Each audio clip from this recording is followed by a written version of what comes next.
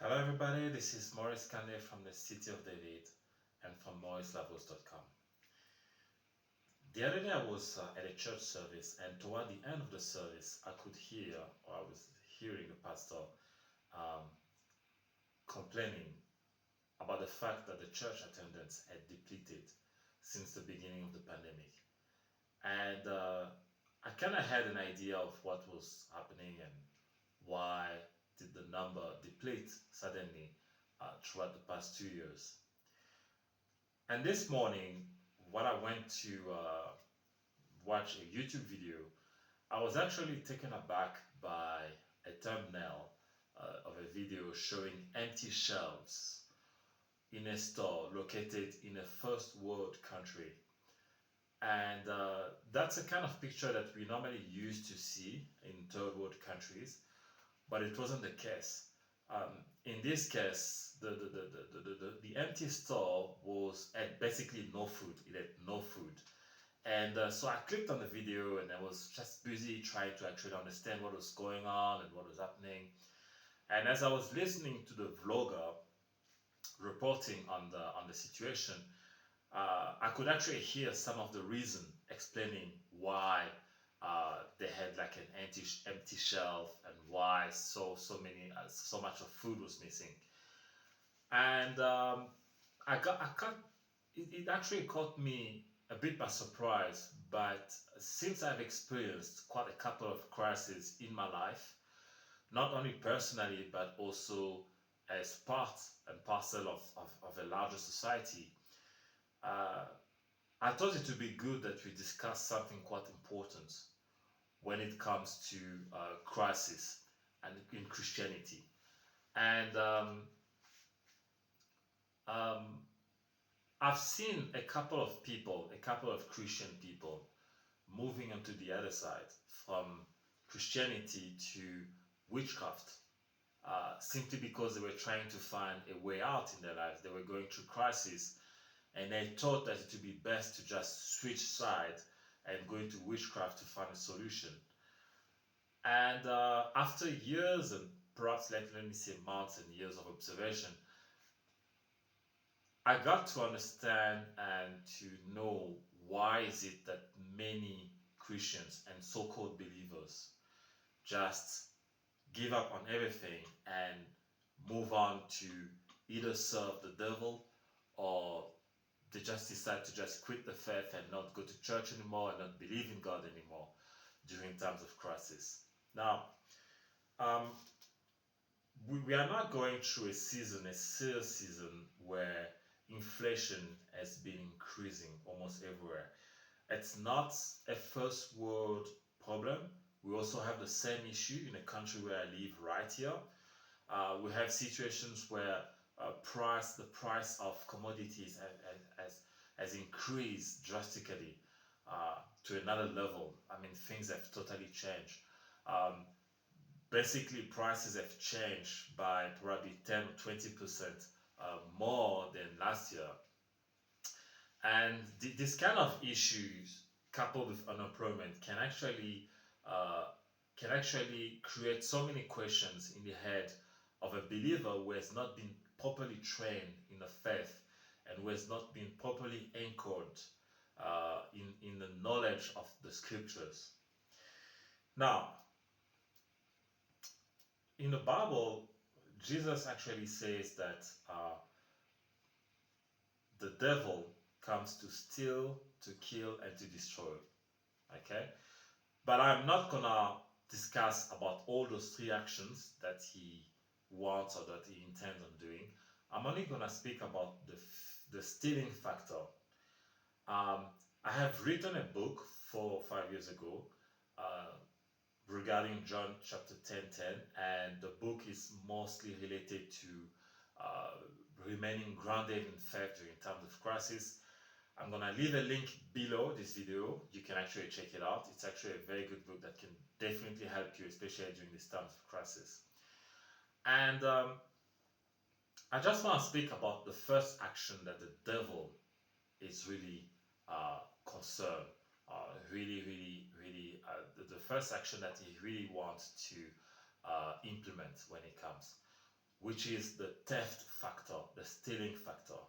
You see, Satan, the devil, cannot create. He doesn't have the ability to create. He is limited. Therefore, if he wants something, he has to take something that was created by God.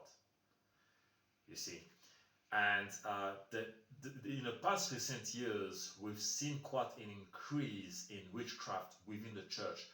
Witchcraft that was actually practiced by pastors, by so-called prophets, by false teachers who are actually who present themselves as real Christians, but in reality they are not Christians. They have already been snatched by the devil. And there's got to be a question that we've got to ask ourselves. Why is it that a believer gets snatched by the devil during times of crisis? Now, we can come up with so many reasons. We can come up with so many psychological reasons or maybe scriptural reasons. But I'm going to give you one reason. And that reason is probably the top reason as to why a believer would either quit the faith or as to why a believer will simply switch side from Christianity to the world of darkness. Okay, so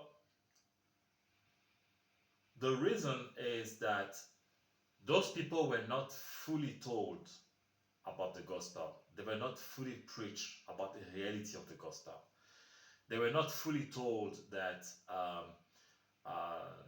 there are different parts to the gospel. There are some great parts, but there are also some dramatic and disastrous parts as well that are linked to a life in which someone can decide to follow Christ.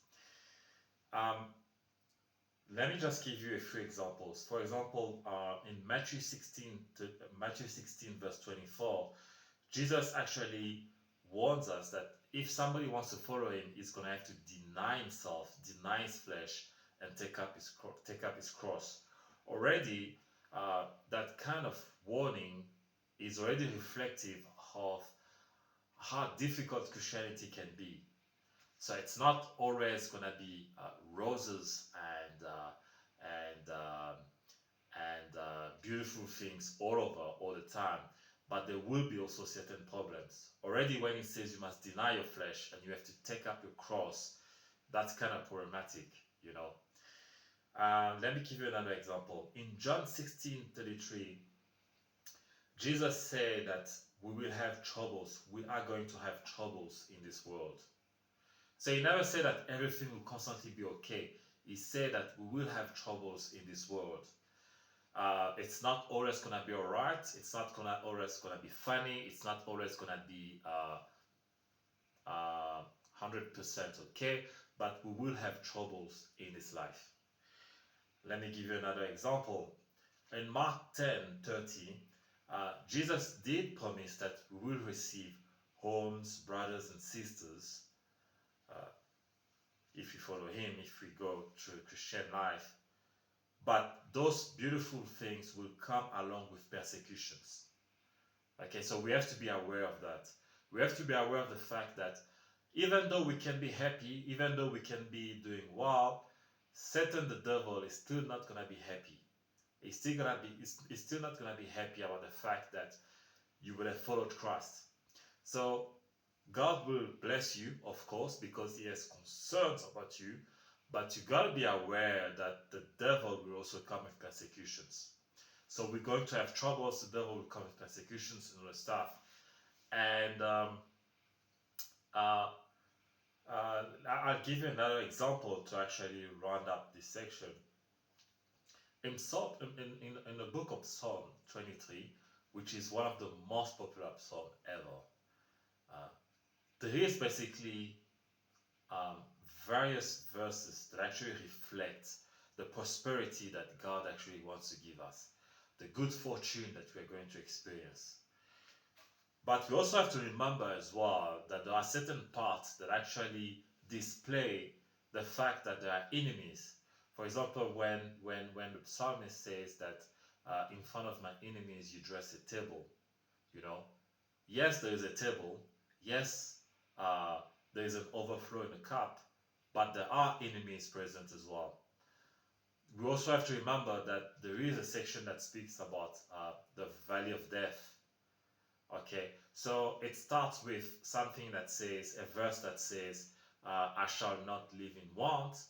And then later on, once we go down, we realize that there is actually a valley of death. So we've got to actually understand, that when we share the gospel, when we teach the gospel, we need to be honest by sharing the full truth, not just half of it, because I know that there are some fellow preachers who will go to great length just to avoid speaking about hell, just to avoid speaking about Judgment Day, just to avoid speaking about the persecutions, just to avoid speaking about the tribulations and all that stuff. They will go to great length not to speak about them. And this is a very dangerous approach of sharing the gospel, because by the time those people will share the gospel to, by the time they will go through persecutions or through an economic crisis, they'll be wondering where God is, and they will think that they've been lied to all along. And this explains why some of them come back to their pastors or to their Bible teachers and they tell them, hey, we are not going through a crisis, but we were never told that we will be experiencing that. We were never told that life could get this hard. We were never told that we could be persecuted for our faith. So we've got to make, we're really going to have to make the decision to preach the full gospel, especially in the season that you're experiencing right now. Because the economic crisis that we're experiencing now, yes, it is possible that we will go through it, and I actually pray that it ends, because there are kids involved, there are vulnerable people involved. However, this crisis, the crisis that you're experiencing now, is not the same as the 2008 crisis. It's really not the same as any economic crisis we could have experienced back in the 70s with the oil crisis, for example. The crisis that we're experiencing now is the type of crisis that is coupled with signs, end-time signs, that clearly show that we have reached another stage, quite similar and quite